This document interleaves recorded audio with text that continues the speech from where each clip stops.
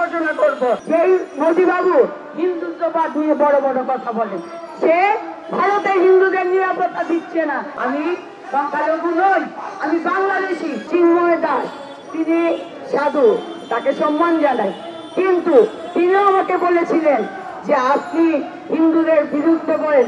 আমি হিন্দুদের বিরুদ্ধে বলি না, আমি যতবার হিন্দুদের পাশে দাঁড়িয়েছি, আপনারা কে কখন হিন্দুদের পাশে দাঁড়িয়েছেন? 17 বছর প্রতিটা হিন্দুর উপর নির্যাতন হয়েছে, তখন কোথায় ছিলেন? এই কথা আমি আরো 2 মাস আগে বলেছিলাম। শুভেন্দু আজকে বড় বড় কথা বলছে, তিনি দিল্লিতে না যে বাংলাদেশে বর্ডারের কাছে এসে বক্তব্য রাখছে। আজকে তিনি রপ্তানি বন্ধ করবে বলছে, পেঁয়াজ রসুনের কথা বলছে। তাদের যেই দোষর খুনি হাসিনা, সেই হাসিনাকে তারা আশ্রয় দিতে পারে, আমি মানলাম। মোদি বাবুর খুব পেয়ারের লোক হলো শেখ হাসিনা, তাই আশ্রয় দিয়েছে। মোদি বাবু এত বড় বড় কথা বলেন, সেই মোদি বাবু ব্যর্থ হয়েছেন পৃথিবীর নিরাপত্তা দিতে। সেই মোদি বাবু হিন্দুত্ববাদ নিয়ে বড় বড় কথা বলেন, সে ভারতে হিন্দুদের নিরাপত্তা দিচ্ছে না। আপনি আর দেখেন তথাগত রায়ের বক্তব্য শুনেন, মোদি বাবু শুভেন্দুরা কি করছে?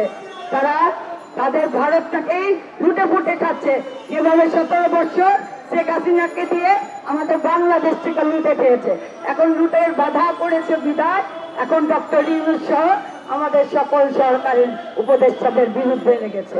আমি সংখ্যালঘু নই, আমি বাংলাদেশি।